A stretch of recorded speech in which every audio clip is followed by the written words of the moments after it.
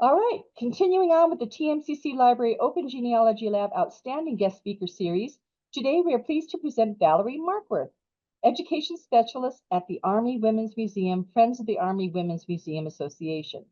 Valerie has been in the education field for over 20 years. Although moving around the country has led to a variety of class sizes, ages, and topics, she has found a true passion for talking about women in the service of the United States of America. The lecture today will focus on several Vietnam soldiers, all women. The U.S. Army Women's Museum is the only museum in the world dedicated to preserving and sharing the history of women in the Army. Today's presentation is titled Soldiers in Skirts, Army Women in Vietnam. So I'd like to offer a warm virtual welcome to Valerie. All right, thanks for having me today, guys. So like Susan just said, my name is Valerie. I've been with the Women's Museum for about 2 years now. I actually started volunteering and working on the project for the redesignation. Fort Lee recently went through a redesignation and changed our name to Fort Gregg Adams. I was on the team that researched the 6888 Central Postal Directory Battalion and Lieutenant Colonel Charity Adams for our new gallery dedicated to her. It was quite the experience being on a team of researchers because I've never done that before. My degree's in education. I've been in a kindergarten class, a first grade class, a sixth grade class, and now here I am at the Women's Museum working on the history of women in service. So it's pretty neat to be part of that group. But now I get to give classes. So my classrooms range from pre-K, where we talk about the importance of recognizing your address so you can send notes to your family, all the way up to groups like you guys who are trying to research your family from long ago. So that's pretty neat. Today's conversation is going to focus on women in Vietnam. So we're going to roll right into the presentation on Vietnam. Now, you can't really have a conversation about Vietnam without discussing the Cold War. And what was the Cold War? So the Cold War lasted between, oh, I'm getting some weird shadow on that side because I'm stepping over here. I'm going to go to this side and then you can see the picture. So the Cold War lasted from 1947-48, the end of World War II, all the way up until the fall of the Berlin Wall. So pictured here, we've got a photo from 1985, and it's President Ronald Reagan with Soviet leader Mikhail Gorbachev at the Geneva summit. And then the other photo is the ambush of the 173rd Airborne Group in 1965, and this was in the Viet Cong base zone known as the Iron Triangle. So why did we start off talking about the Cold War? Well, Vietnam happened smack dab in the middle of the Cold War. Technically, Vietnam started in 1955, and although there was no true resolution, the end happened in 1975. So I'm going to hop over this side again because I'm getting a glare on the other side. But Vietnam was separated into two very distinct areas. So on the north side, you've got Hanoi as the capital, and then on the south side, Saigon. And right here in the middle is that wonderful little line delineating which side of Vietnam you were standing on. So really, why did the United States get involved in Vietnam? I think that's a question that people have been asking for a really long time. Our answer is democracy. We were still in the throes of believing, and probably still do, believe that we were right to be involved because Russia was supporting North Vietnam and their push for communism. And then with Ho Chi Minh seizing control of the northern city and forming North Vietnam, and Bao Dai formed South Vietnam with Saigon as its capital. In July of 1959, the first U.S. soldiers are killed in Vietnam. And because the U.S. soldiers were killed, we became involved. But by 1967, 500,000 troops were in Vietnam. Today we're going to talk about some women who got involved in Vietnam. So I've got two pictures here. This side is the Pallas Athene. She is the insignia for the WAC, the Women's Army Corps. The Women's Army Corps was established in 1943 In 1942 was the establishment of the Women's Army Auxiliary Corps. The auxiliary was dropped in 1943, and so they're known as the WACs. They were in effect until 1978, when they were brought up underneath their Army branches and not seen as a separate entity. We're also going to talk about the Army Nurse Corps. More Army nurses served in Vietnam than the Women's Army Corps. And so there's a lot of great stories about both of these groups that served during the time of Vietnam.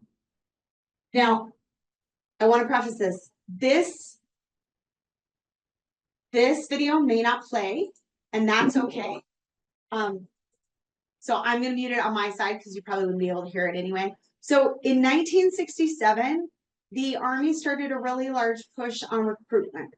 And the woman you see talking behind me is Miss Helen Hayes. She was a very famous actress at the time.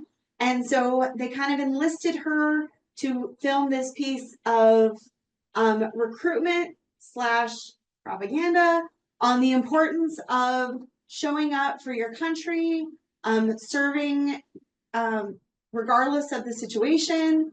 And then it goes through different areas of service. Why is this important? Why is this something that we play?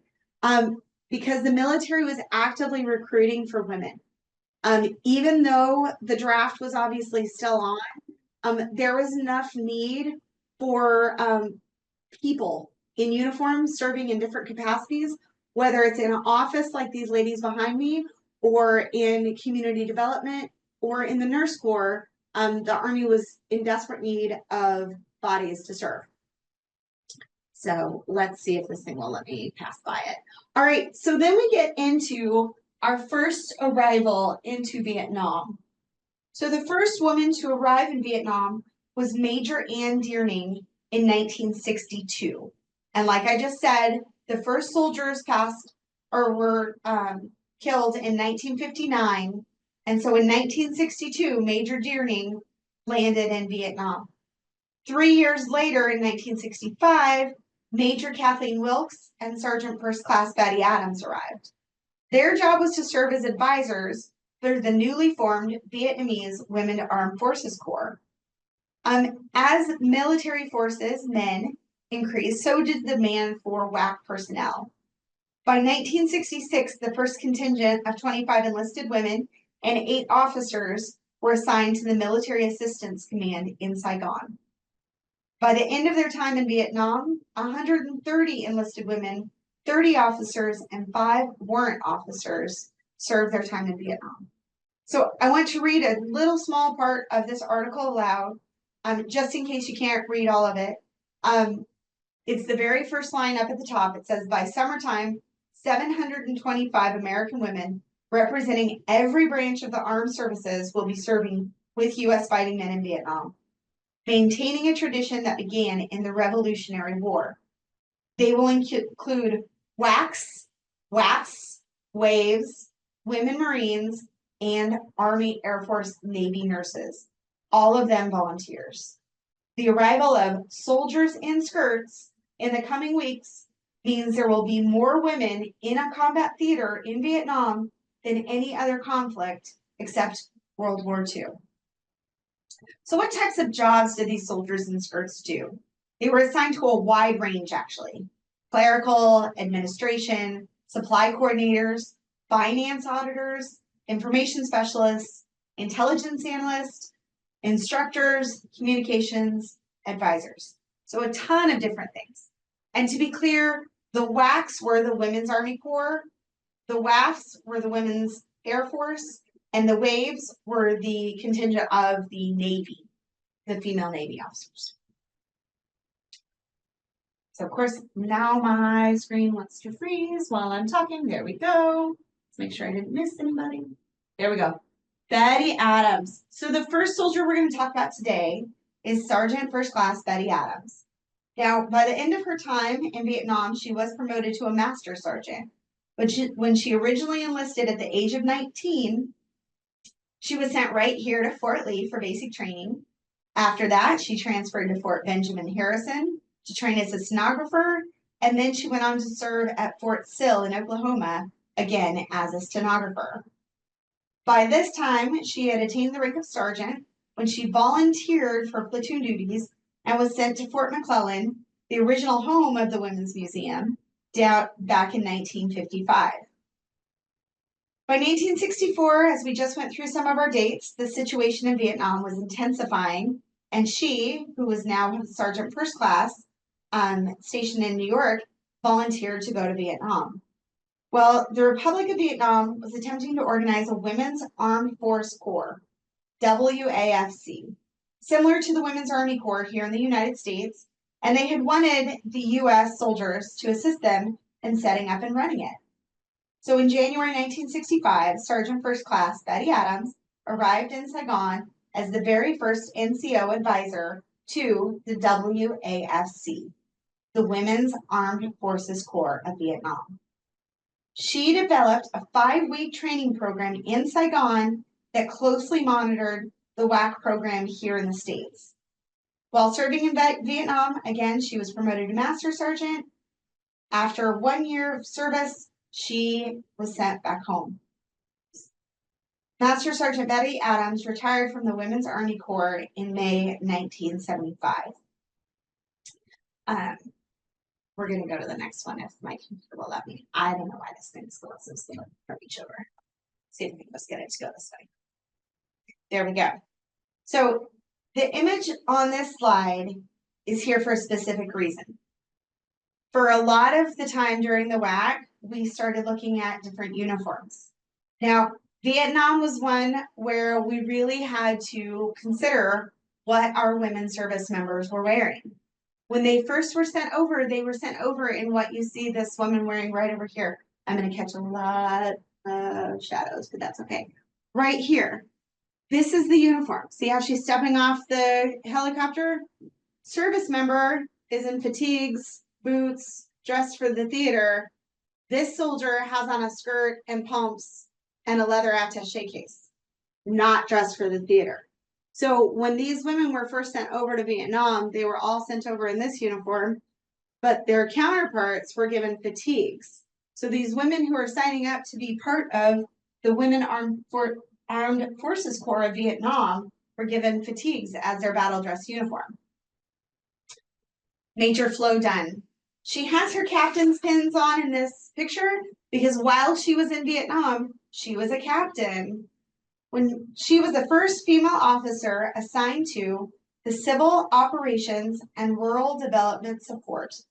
CORDS was a military initiative under President Johnson to promote peace in South Vietnam and gain the support of the population. Major Dunn served in the Army from July 1956 to December 1978. Women in the military at this time had a lot of rules to follow and restrictions on what they could do.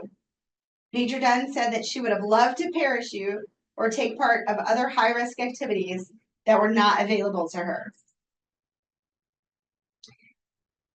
Based on this slide, we can see that she was eventually given fatigues. So after suffering miserably for months in the hot and humid jungle climate, the WACs were finally authorized by the commander of the U.S. forces to wear fatigues and combat boots, much to the dismay of the WAC director, who actually preferred women remain in their feminine uniforms. These tropical boots were worn by Major Flo Dunn while assigned to corps in Vietnam from 1971 to 1972. This is a picture of Major Dunn taken about 2 years ago. She still comes into our facility. Why is this important? She's one of those rare gems who feels very important, that is very important to continue telling her story in person. So she'll come in and stand next to her boots and talk about what she went through in Vietnam, how she was treated, how hard she had to work to get her dad to sign off on her becoming a soldier, because back then you were allowed to enlist at 18, but up till the age of 21, you still needed both of your parents' signatures.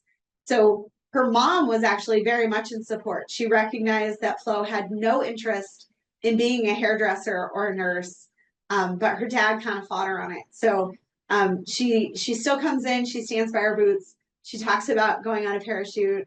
She's just a fantastic human being and very involved in the Women's Museum, which is fantastic. A lot of our women retirees who are on the board or who do have items donated to our collections love to come through and be able to tell their stories, and we love to have them. So she's fantastic. If you ever get to come to our facility, she might be here. She's pretty great. So, all right, our next soldier that we like to talk about is Effie Efferson. Edith Louise Efferson was born on October 20th, 1918, and joined the Women's Army Corps in her early 30s. She served from June 52 to August 73 and was an Army Sergeant First Class. Effie was the first supply sergeant for the WAC detachment in Vietnam. While serving in Vietnam, she was stationed at Tan Son Nhut and then in Long Binh. Effie served over in Vietnam from November 1965 to June 1968. I mention these dates because it's a rarity that we have any service member stay for longer than a year. The service duration for overseas tours was supposed to be at 1 year, and she ended up being over there for almost 3 years. When she was a supply sergeant stationed in Long Binh, she and other WACs experienced the Tet Offensive that occurred in 1968. WACs that were on duty in the orderly room would hit the floor frequently during the months of January and February to avoid shattering glass, flying gravel, and other debris kicked up by the explosion.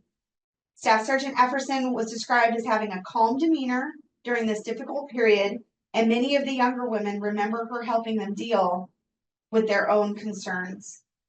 WAC Director Colonel Elizabeth Hoisington later congratulated Efferson, her commanding officer, and the rest of the women at Long Binh for keeping cool heads during the Tet Offensive. After Effie retired from the service in August 1973, after 21 years of service, she moved to Maryland and adopted 2 girls, Angela and Michelle. The photo on the left is Effie with her 2 adopted daughters. The photo and Effie's decision to adopt the 2 girls is significant in this time period, as Effie is one of the few women in WACs to adopt children as a single parent. Effie passed away 9 years after she retired from the Women's Army Corps at the age of 64 in 1982.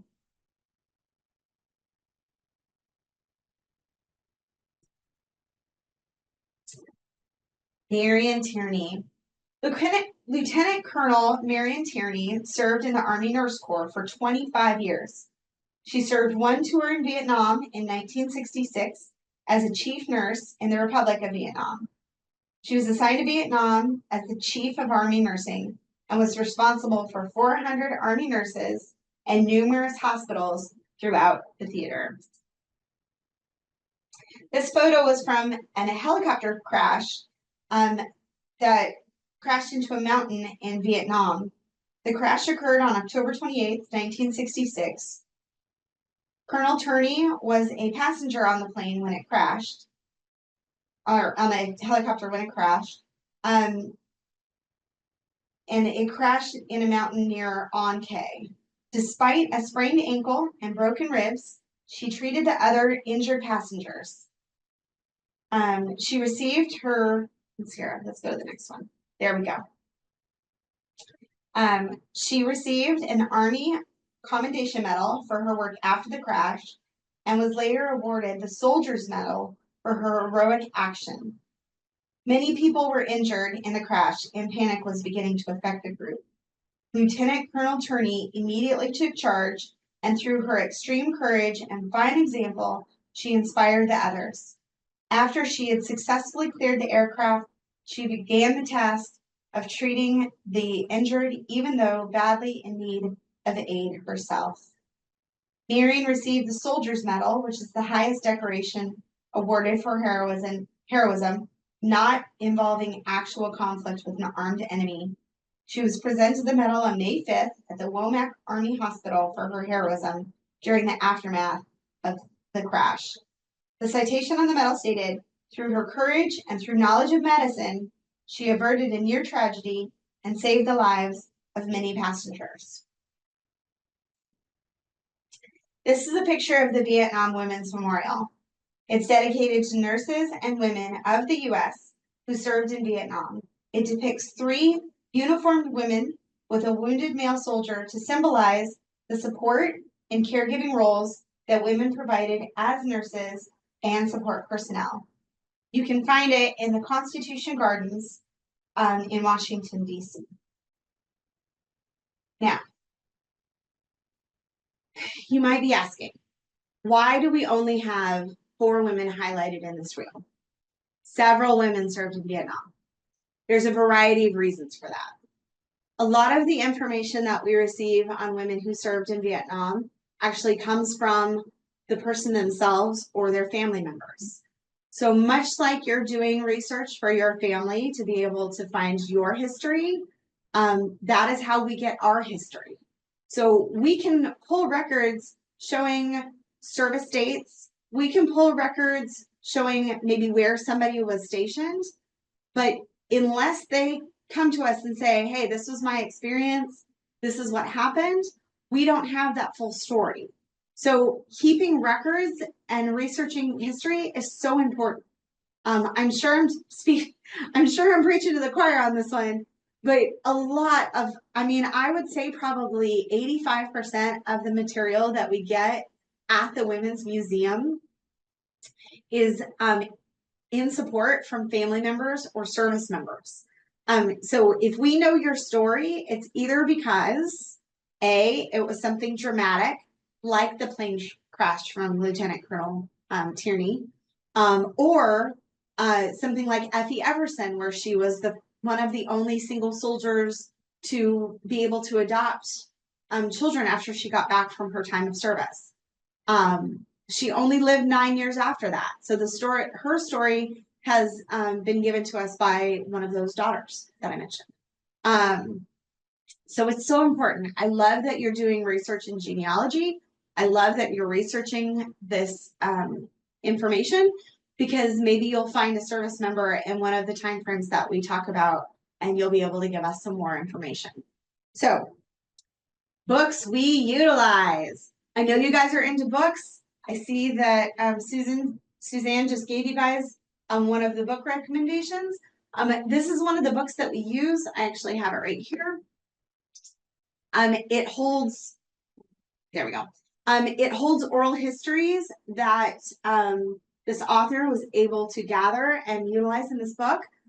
So we use oral histories quite a bit, either through books or online caches. Another one that we love is, this one's nice and big. Can you tell how big and fat this one is compared to some of our other books? This is another great one. Let me get out of the way so you can see it. Women Vietnam Veterans, Our Untold Stories. This one's great because it utilizes all the different services. So you can see up here we've got Army, Navy, Air Force, our Marines down here. So it tells a gamut of stories of different things that happened in Vietnam. Because again, we can go into service records through CMH and find timelines, but we don't know what happened. We can see that you were stationed overseas for X amount of months or a year, but unless a family member or the service member contacts us and says, hey, this is what happened, we don't have that information. So it's really, really important what you're doing in genealogy research, and the service members contacting whatever branch of service they were in, or the Women's History Museum, or the Army Women's Museum, and telling us your story so we can capture that for you. Let's see if I can pull up my last one. This one is a little funky. I don't know. Oh, yay, it shows up really well on the screen. This is the Vietnam Women's Memorial Commemorative Yearbook. It is published. You can find it on ISBN. It's in the Library of Congress. I don't know if you can find it online digitally, but I'm going to walk you through one of the great ways to get information from us here at the Army Women's Museum in just a second. So these are just a couple of the books that we utilize to gather information. Really, the oral histories are huge for us because, again, all we can see is dates. So if you want us to know something specific, we either get it out of one of these oral history books, or a family member or the service member contacts us and says, hey, I want to share my story. I want to share my experiences. And then we can, share it with everybody else. All right, let's go. So Bill had brought up the women. Y'all, can I just say, I love Kristen Hanna. She's amazing. Miss Hannah, if you're listening, give us a call. We'd love to work with you. You're amazing. But all of that to say, the Nightingale, World War II, amazing. The Four Winds, amazing. Like, everything she writes is fantastic. The women following the nurses in Vietnam, so good. I mean, especially the concept that they were not recognized as suffering from combat-related stress. Because we know through oral histories and through, books like this, that they really did suffer combat-related PTSD. Especially a story like Sergeant Efferson, where they were under the Tet Offensive and had to duck down from, shattering glass and debris. That's pretty chaotic. I would definitely be suffering from that as well. Oh, I love that. Okay. Yeah, she's not, Karen, you're not wrong. This is absolutely the Hollywood version. I was just about to get to that.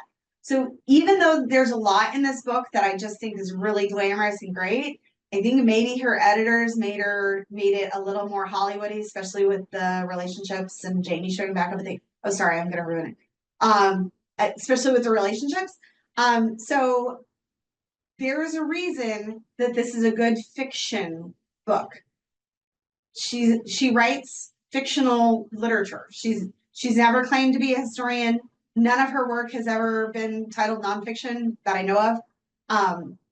This is definitely a work of fiction. But just because it's a work of fiction doesn't mean there aren't aspects in it that are real, like the PTSD portion of it.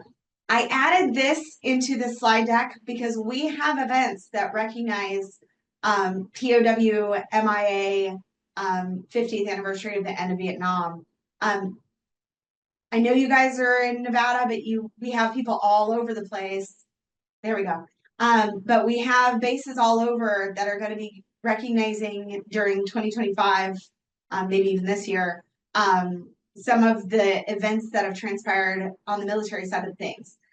This event for us here at Fort Gregg Adams was open to the public. So I would say, like, if you're near a base, maybe contact their public affairs office and see if they have something going on that maybe you can attend and just recognize that part of our history. And it was really moving for our Gold Star families. One of our chaplains here on post, his dad actually left for Vietnam while his mom was pregnant and never came home. So he is very much still in active duty and has a fascinating story about how his mom went through that with him as an infant. But so I'm posting this just to kind of tell you there are events happening probably closer to you than you think. So just like you're doing research for your genealogy and history, try to find maybe an event that you can attend and dig a little deeper into that Vietnam portion. Let me read this. Can you comment on the next? That is so funny that you brought up China Beach.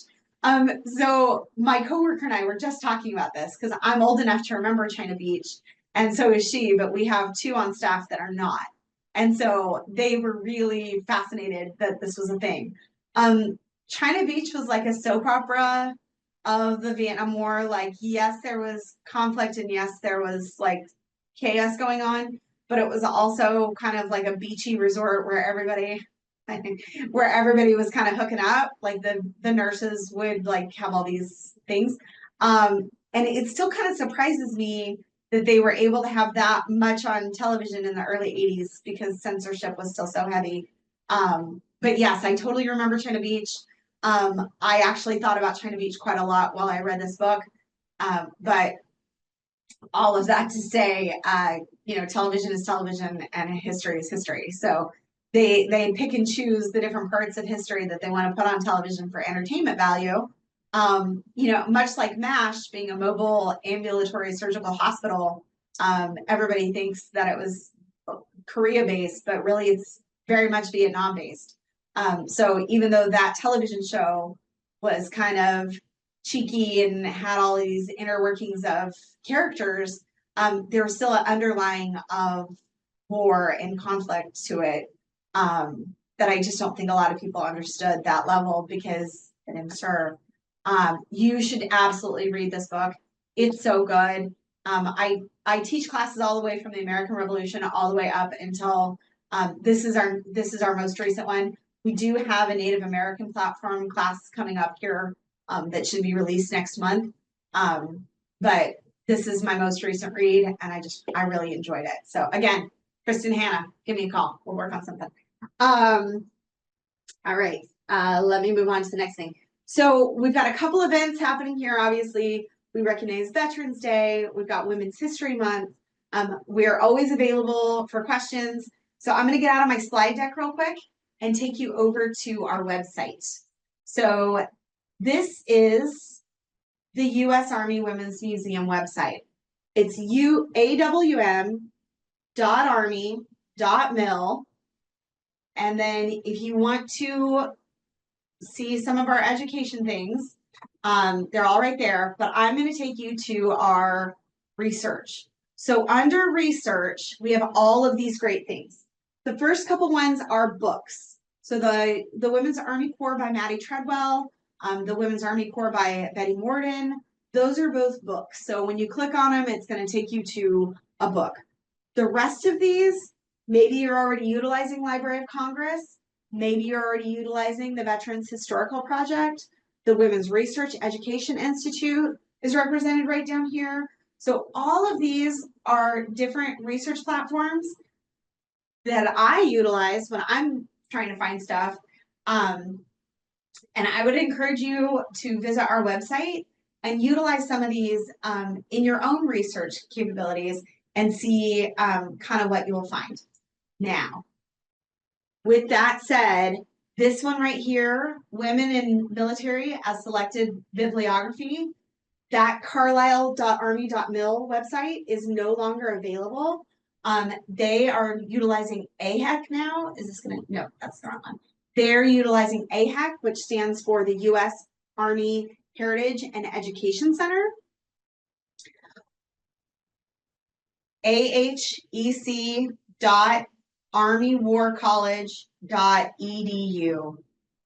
You guys, if you need anything military related, our website or this one right here are the two that you want to visit. And literally you can go through where it says find your answers, this little search bar right here. It's going to take you, we're just going to do it real quick so you can see what the search. Do you see this beautiful number right here? Just looking up the word Vietnam, I got over 120,000 hits. So you can get more specific. If you have a family member that served in Vietnam and you want to see if there's any articles in their museum or archives, you can look for that name specifically on their website. Again, you can find all these different collection filters. I wouldn't utilize those filters for me, for my research, just because I wouldn't know like which collection a person might fall under. Museums are kind of funky with how they categorize things sometimes. But AHEC, this U.S. Army Heritage and Education Center, brilliant. Now, I am with the Women's Museum, so we're going to go back to my site so I can show you one of our search engines. So we have this wonderful digital collection. So our digital collections has stories that either have been given to us, again, by family members or by service members. So just in the last month, we received archives from our ACROEX. The Army Women's Museum was recently featured on an episode of Expedition Unknown with Josh Gates, where he goes and tries to find whatever he tries to find. It's always a little different. I think he might even have episodes where he ghost hunts. I don't know. But in this specific episode, he goes on a dive to try to find a plane that went down during World War II. Because this episode aired on Expedition Unknown, a family member who saw it said, wait, I have a bunch of letters from my aunt and she was an Accra WAC, or she was in Accra during this time. And so this family member wonderfully donated all of this. I will absolutely share those with Susan. I can go back to them too. But she shared all of those, and it's actually, I think it's our featured collection now, maybe. Yeah, so our featured collection is all of our Accra wax that we went through. And a lot of this, especially like the letters, came from family members. So as a museum, if we can add to our collection with something like that, we absolutely take it. Now, let me preface in saying, we have to fall under the guidelines of the Center of Military History, which means that maybe you have a jacket that an aunt wore in World War II or Vietnam or Korea or one of the conflicts, and you want to donate it to our museum. There's a way to contact us and say, hey, I have this, would you like it? Unfortunately, we can't accept everything that everybody has, because we would end up with 2,000 jackets in our back storage room. We just don't have areas to be able to display all that. So what do? If you end up with something that is so special and so precious, and you just don't feel like you can display it and really pay tribute to that service member, you can contact a local library. They might be able to use it for their education platforms. You can contact maybe their local church, and they might be able to find an area to display it and pay due respect to that service member. I've also heard of local schools using it for their classroom curriculum and education. And, I think donating to a local classroom that might be able to continue to tell that story year after year after year is one of the best ways to be able to pay tribute and support the legacy of our soldiers. So even though I'm going to tell you how to contact us and possibly donate material or find out information, I just want to be 100% clear that we're not able to accept everything, even though like in my heart, I'm like, oh, I want that. But we're not allowed to, for space and for variety of reasons. But if you decide that you want to donate to our facility, you go into contact, and this is all of our information right here. That email, and it's a long one, and I recognize that it's a long one. The usarmy.gregg-adams.tradoc.mbx.lee with 3 E's dash amwweb@army.mil. We did not come up with that. That is not ours. I can actually put mine in here from eBay. Yeah, that's another way. So folks sell their uniforms all the time on that platform, and that's perfectly okay because it's their uniforms and they can do what they want. I am going to share my email address if it'll let me. I don't know why it's being so difficult. And texting. Yeah, that is really neat. I'm going to come up to my other keyboard here real quick. I know that I'm going to be on tape and I'm going to be really close. You're going to catch my gray hair on camera, but that's okay. This is all about learning.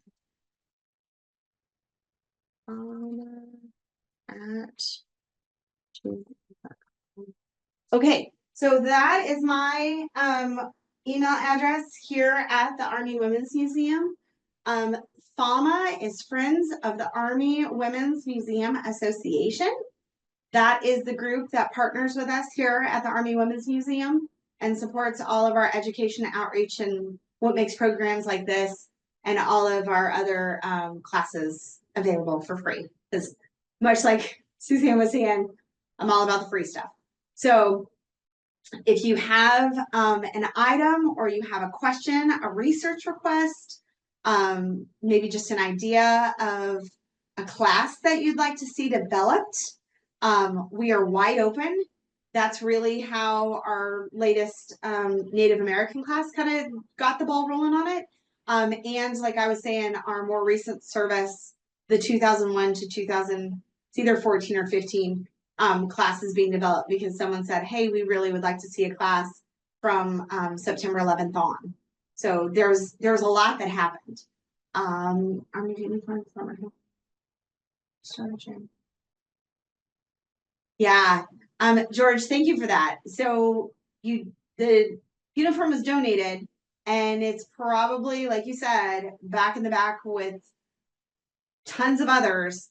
And it's just hard because we want to pay tribute and recognize all the soldiers that gave time to the United States military.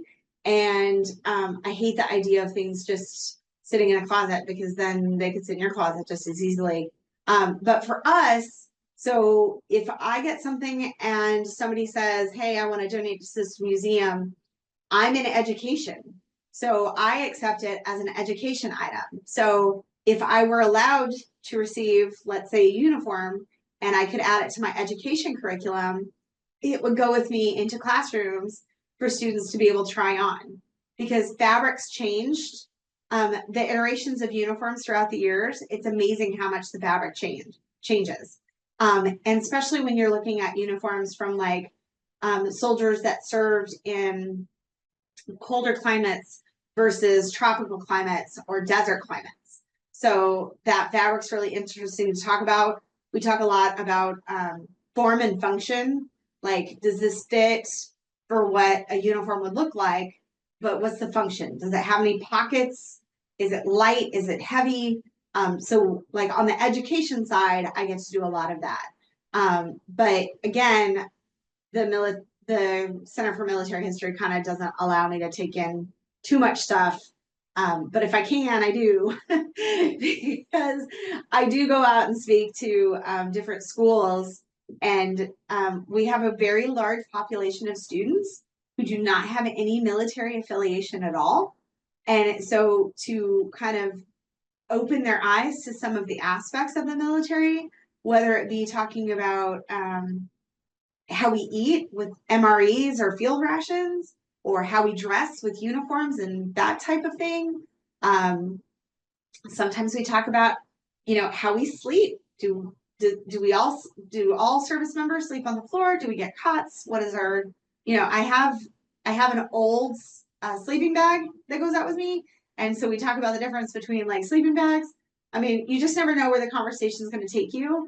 And I always try to leave my students with knowing a little bit more about the military than we started in those conversations.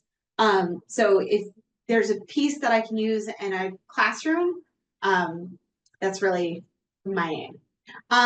Okay, that's my conversation. Thanks, Belle. Does anybody have any other questions for me about the books, about the service members we talked about? Any thoughts on things that you feel okay? I mean, we are still being taped, so let's not do anything too crazy. But if you have a comment that you want to talk about, let's open it up to the class. So if you're going to ask a question, please turn on your microphone, but leave your camera off. Switch that back to this screen. And while we're waiting for the first questions to start coming in, I have a question.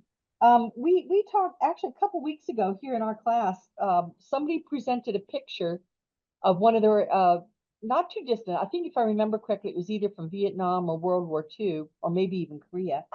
But there was a picture that they showed the class of their ancestor, and they're around they're like in a dugout, like a pit, and they have one of these guns that shoot planes out of the sky. And the question is what kind of a gun was that? And I got to tell you, we scoured the internet trying to find a gun that looked like it. but maybe you can give us a hint. In the future, if somebody has a picture and they're interested in, you know, the military equipment that's in the picture, where would you go to find that answer? So I think my best answer to that would be send it to us. And we do have a training support facility that houses a ton of different types of guns. And the research team over in that building might be able to give us a definitive answer on what type of gun that is. Because what's crazy is when you think about aerial defense and you see these big, like turret, like moving guns, you think they're probably the same. There's a ton of different ones. Like some of them had the ability to rotate 360 really quickly. Some of them just had like a 180 range. So if you have a picture, again, this is the long website. I do have my personal one in the chat, and then hopefully we can do some research. So it looks like DLV said, does your site have available to research individuals? Our site doesn't. You can go on to that history IT program that I showed you right there on the digital collections and look around and see if you can find anybody. But really, if you're looking for individual information, the best avenue is to send us an email and we can do a little deep diving for you. Those websites that I showed you under our research tab, though, those have the ability to look up individual people. So if we go back into, let me go back to, not that one. Did I get off my website? Oh no, there we go. So if you go under research, you can go under useful information. So this is a good one. So this one, women in the military, is a good one to visit. This one, the Library of Congress, no, Center of Military History. So this Center of Military History is a good one to do research on. All of the websites that we've tagged under research are a really good one to go through. Oh, the Women's History Project. Man, you want to know some history? Like, these guys are great, and they'll tell you all about what's going on. They've got people researching too. Just all of these are really good platforms to be able to research individuals. So we are kind of more umbrella. We look at like the conflict in large. But again, if we're able to highlight a single soldier, it's because you, the general public, got a hold of us and said, hey, I know the story of Effie Anderson, let me share it with you, or Effie Efferson, let me share it with you. And then we're able to bring that to the public on this platform. Oh, thanks, DLV. So this is Wendy. Good morning. I worked in trust administration, and so I worked with a lot of people that were passing away, or they're doing their estate planning, but they would tell me their stories. And I had one client who was a nurse that served in New Guinea. Okay. And so she ended up having malaria, which really affected her later in life. But a lot of the times the ladies didn't like talking about it. But I did have one lady that was a nurse on Omaha Beach, and I didn't even know that women served on Omaha Beach, or it was one of the beaches on D-Day. I'm not sure 100%, but they even mentioned it in her, at her funeral. So how common was that to have women on there serving? Was it common? Was it? Well, I think it was probably more common than we give it credit for.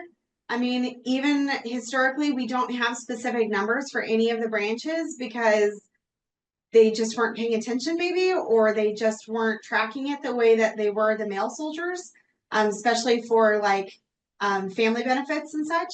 But the other side of that is it is extremely common to have women in service who just think they did what they were supposed to do and don't ever talk about it again. We have had story after story from family members who say, I didn't know my grandmother served until the month before she passed on and felt like she should say something about it. Which it's crazy. Like these women made such a difference in the history of our nation, and to not share that story and hopefully encourage future generations, just seems very foreign to me. But I share this for a living, so for me, it's like, oh, let's tell the world. But it happens quite often that we just don't know the stories of all these remarkable women. Yeah, and I last week or last couple of weeks we've been talking about working with Twisted Twigs to pull military records.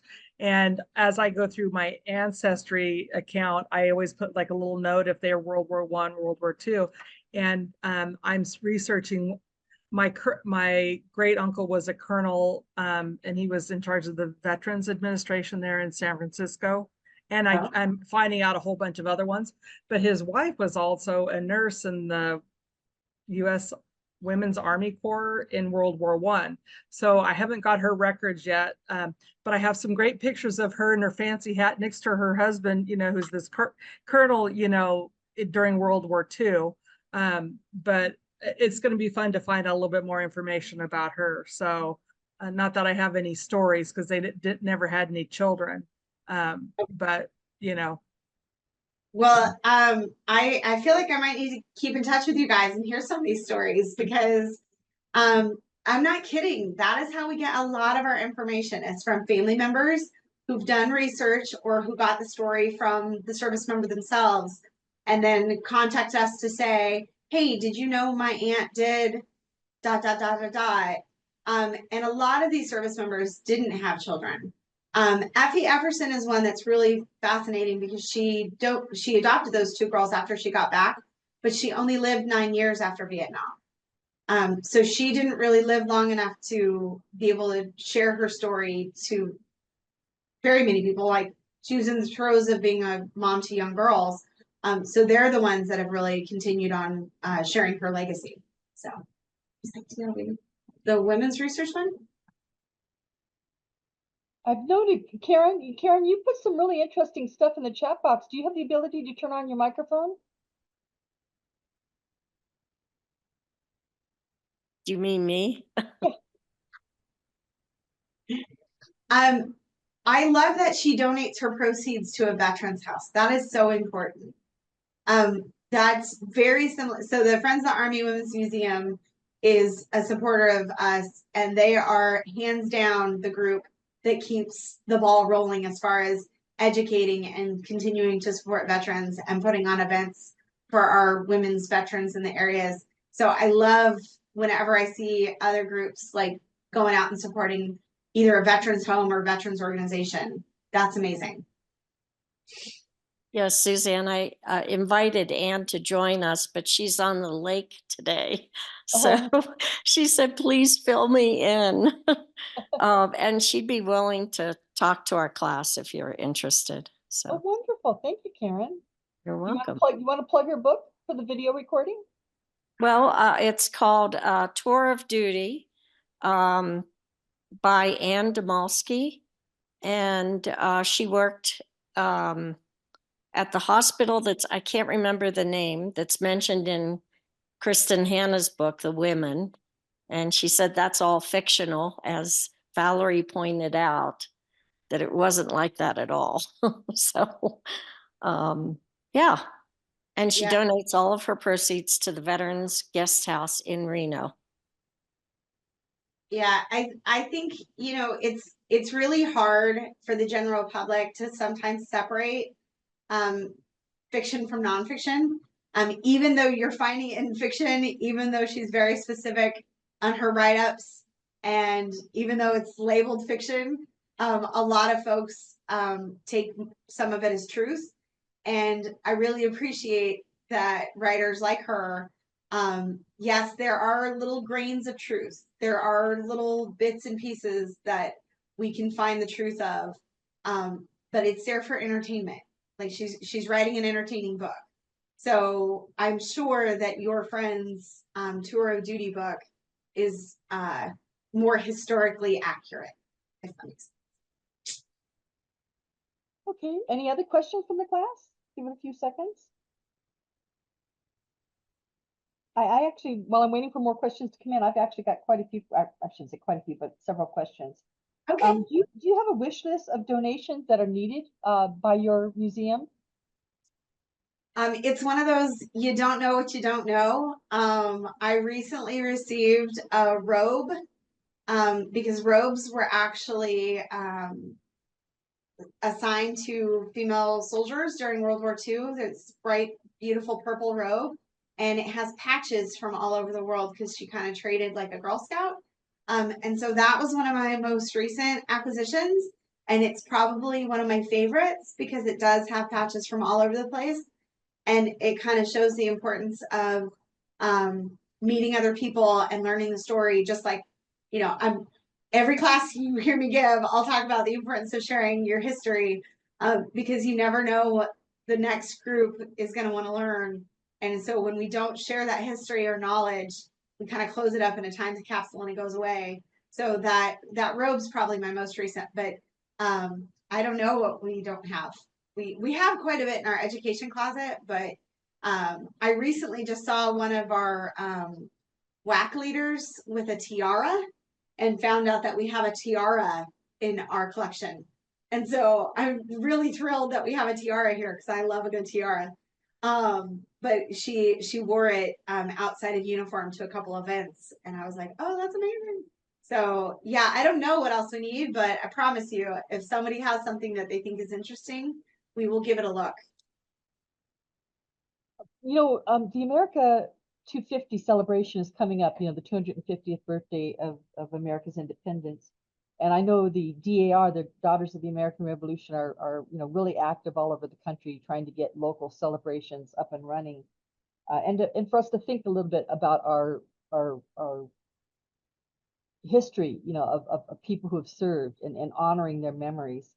One of the ways that's being done is there's a traveling trunk, and that's going around. You can actually borrow it. You can sign up for it. Actually, there's a long waiting list for it at this point in time. But do you have any kind of a traveling trunk for women veterans? For educational purposes, that you can send out to schools and universities and such? So we do have a couple different trunks that we loan out to local schools, but nothing on the level that the DAR is doing with American Battlefield Trust. So I've actually seen this traveling truck show. It was here locally, and it is fascinating. If you get a chance to go and see what they've done, it is just mind-boggling that it's so well developed and curated. I was really, really impressed with it. It's through the American Battlefield Trust, and the DAR have teamed up to do it. I know the waiting list is excessively long, so I'm very, very lucky that I got to see it.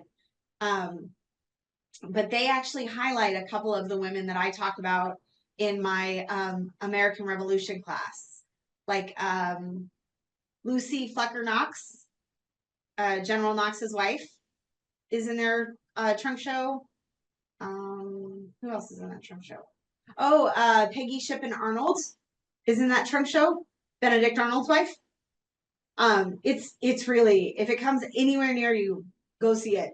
It's worth seeing. It's really, really good. But yes, we do have a trunk with I have a couple of little things. So we have a trunk that has like hats that students can touch. What else do I have? Oh, Thomas Jefferson's cipher wheel. We've got that in there.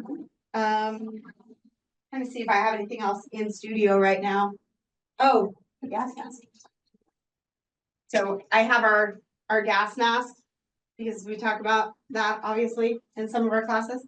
Oh, I've got my hot iron that we talk about in World War II because women had to be able to do their hair. So we do have some actual physical materials that the students can touch and handle, manipulate, to be able to experience that time frame.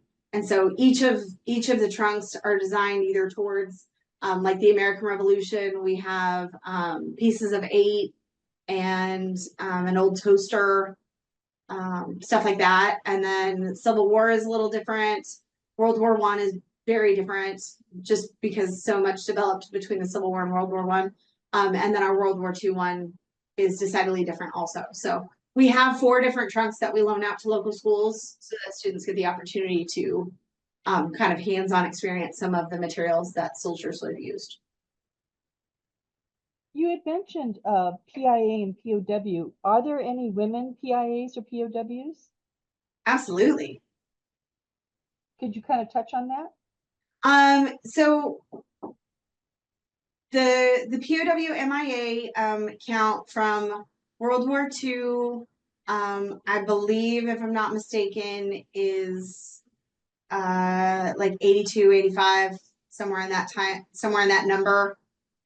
So 19 of that number were women lost in that plane crash that I was talking about in Accra. And so the search will always be on. We have partnered with Project Search, which is the Department of Defense contractor who goes out and does digs and dives for soldiers. And so the search will always be on until we can bring them home and reunite the family and give some closure.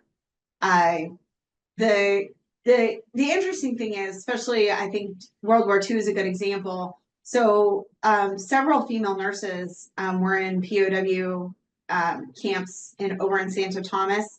There's a great book named Angels of Baton, The Angels of Baton, about women nurses who were taking POW MIA. And they were actually much better treated than their male counterparts. So it behooved them to be women. And all 70 of those women who were in a camp, in an internment camp, made it out. The same cannot be said for their male counterparts. But the search will always be on for our POW MIA. There's not going to be a time, probably in my lifetime, where every single one of them will ever be found and returned home. But we recognize them every year on POW MIA Day, and that day is recognized in September. Usually on September 19th is POW MIA Day. Speaking of POWs, PIAs, I don't know. I think, if the people come to my class on a regular basis, we've talked about this before, but there is a whole program with the military where you can deposit your DNA if you're a descendant, and that way, if the remains are ever found and returned, they can match the DNA. Have you been involved with that at all? I have not. I've heard of it. I've heard that it exists, and I don't know. I don't know enough about it to really comment on it. I'm glad the military saw a function where they could use DNA to help family members be reunited, but I don't know enough about the program to comment very much on. I'm sorry. Yeah, you can register. If anyone's interested, you can contact me directly, and I'll be happy to put them in contact with the branch of the military that does it. But I actually get letters at least once, sometimes even twice a year, just advising me of what's been done since the last communication, looking for the remains. I have a Korean War cousin who went missing and was never found. And it's a whole, it can be a topic for a whole presentation in and of itself, what the military does to try to locate the missing, and if they are located, what to do to repatriate the remains back, into America and with the family. So, but anyhow, Yeah. No, that I'm glad that that's an area that you keep track of. That's really amazing. The group, the Project Search group, the leader of that group is actually the one who was our guest speaker this year for our POW MIA.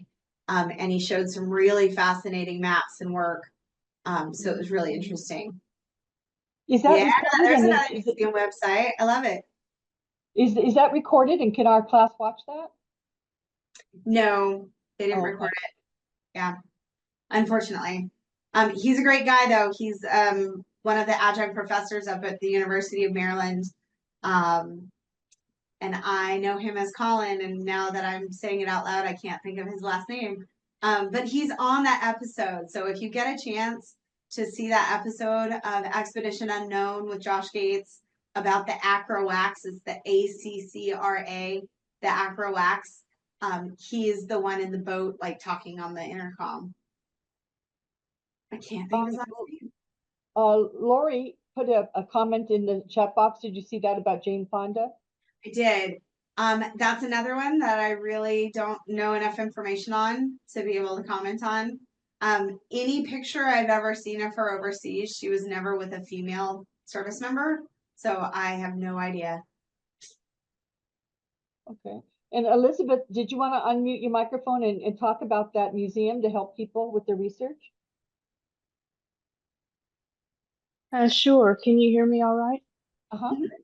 Yes. I was just mentioning that if anyone has First Infantry Division, they have a really nice website where you can search archives and you can look by name or keyword. And finding a picture of the ceremony where my dad was in, I couldn't see him in the picture because it was a really far away. But that led me to contacting Nara, who sent me pictures, and I even found video footage of him. Wow, that's wonderful. Love Thank you that. for sharing that. I love that.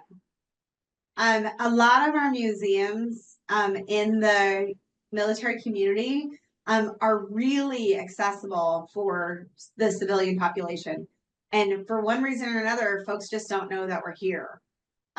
So absolutely utilize First ID, utilize us. If you know what branch your service member was in, there are branches for, or there's museums for just about every branch in the military. We are right next door to the Quartermaster Museum. We are right next door to the Training Support Facility, which is kind of the Ordnance Museum. I used to live in Leonardwood, that houses the Military Police, Engineer, and Chemical Museums, Transportation Museum at Leavenworth. Like, all of these different places will absolutely help you research to the best of their capacity. If you contact them and let them know, hey, I'm trying to find out some information about a family member. So there's some great resources out there. You were On talking top of about what I'm sure you guys are already using. you were talking earlier about what was the era where you had to have between the ages of 18 and 21, you had to have parental approval. What were the years for that? So all the way up until 1967, I believe is the year that policy was lifted. So most of the, not 67, 69. Most of the women who served in Vietnam, if they were under the age of 21, had to have both parents sign off on it. And I don't have the policy right. That's important to know for genealogical purposes. Oh, sure. Yeah. And we were talking, I think, in class, in fact, I think it was last week or the week before, about how you can get your military ancestor records from like the archives and National Personnel Records Center. But with more recent wars like Vietnam, there is a moratorium on getting records, correct? Yeah, they a lot of them, just depending on what information you're trying to get. So if your service member wasn't in an area that's like a high security level, you might be able to get some information, but a lot of the time the military will put a moratorium on getting records up to several decades. It's not a short amount of time. So if they were in an area where there's still some secrecy about it, they may not release those records to you. So you can always ask, and they can always say, no, those are still under sealed until ... but then at least you'll know when they're going to release that information. Yeah. You know, one of the hardest things in doing genealogy is women, to be honest with you, because women, you know, as you, I'm sure you're aware, you know, often they were not emphasized as importantly over time as men. And you know, a good example would be if you're looking for an obituary, you know, for a woman like in 18, I'll just pick a date randomly, like let's say 1855, 1860. If you're lucky enough to find a mention of her death in a newspaper, it's usually saying like Mrs. John Smith. You know, it doesn't even give her first name very often. So, you know, today's presentation kind of hit pretty close to home for me because, you know, since so many of us face difficulties researching our female ancestors, this is like giving me a real shot in the arm to say to everybody, do it now, you know, while you've got these people living, or if your female Vietnam veteran has passed already, you know, maybe there's still some people alive that knew her, you like brothers or sisters or cousins or, whatever the Yeah. case may be, their children, their grandchildren. And Yeah. the importance of preserving their stories is no less important than preserving, your Revolutionary War ancestor stories. Because, even though it's more recent history, we're doing genealogy for the long haul. We're not doing it just necessarily for us today and for our children living today, but for the, children and great-grandchildren and great-great-great-grandchildren that are yet to be born. So, the day will come where a Vietnam ancestor is going to be just as important to them as a Revolutionary War ancestor is to us today. And capturing that information while it's still fresh in people's minds, and researching that the life and service of that female veteran is so important. I mean, it just kind of widened my eyes today, about let's not let our Vietnam female soldiers be forgotten like, the women were in 1850s and 1860s and 1870s. I could not agree more. And I mean, I know that's the Women's Museum talking, but these stories are important. I mean, these people are important. And so to give them a little time in the light and say, hey, this is what they did, it's a big deal. Yes, it is. It really Yeah. is. I've got a male cousin that never married. He was in World War II. He never married, and so he never had children. And he lived in a little dinky town in Iowa. And I never met the man. He died long before I was even born. But when I reached out to the local librarian in that little town in Iowa, she knew him. And after he'd passed, his effects, his personal effects from his war years, because he was a veteran, was all given to the library. And so she had a big box of all of his military medals, and she shipped them to me. And she said, you know what, we don't really have any purpose to keep them, but nobody had the heart to throw them away. So Yeah. if you're, even though you're a cousin, you're not a direct line, maybe you can put it to good use. And I've been sitting on these medals now for probably a good, I don't know, probably 6, 7, maybe even 8 years now. And I've been pondering what to do with them. Do you have any suggestions? I mean, where would I start? Sure. Honestly, I might start with just a reverse Google search to see what the medals are for. It may lead you to maybe who he was assigned to at the time. Sometimes they'll give out medals for like specific areas. So maybe it might lead you to let you know like who he was attached to. There's a ton of different divisions and groups in the military, so that might be one way to start. And then once you find who he was, or maybe you already know that, but once you find like specifically who he was attached to, that may lead you to where you may be able to donate them if that's what you're looking to do. Or there might be someone like me with that organization who's an educator whose entire purpose is to share the story of the 10th Mountain Brigade or the 1st ID Division, or, so if you find who he's attached to, you might be able to find a person who be able to utilize those either to present in a museum type situation or to present at an education level. Understood. Yeah, I am looking to donate them. Oh, okay. But yes, I was thinking about maybe digitizing them first and just doing a brief write-up of his life and then putting that, donate it digitally to Family Search under his profile. And Yeah. so that way, at least digitally, the medals would be preserved. That's a great, and we have that capability now, which wasn't available, even a decade ago, to really be able to store that much great information. Because I remember when the internet first started in 95, I didn't think there was anything to like, who needs that? Well, for me, it was 95, but because whatever. But now we have all of this great technology at our fingertips where research is easier than ever if you just take the time to be able to really dive and search around in these different websites. Expedition Unknown.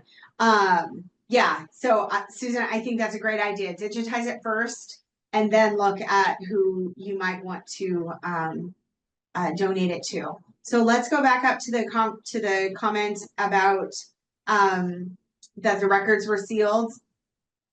That is hard for all of us. I can only imagine for a family who wanted to know information about their soldier and the mom didn't get information, that is heartbreaking. There is a lot of different information that the military puts on lock and doesn't allow any of us to touch for a memoriatorium, right?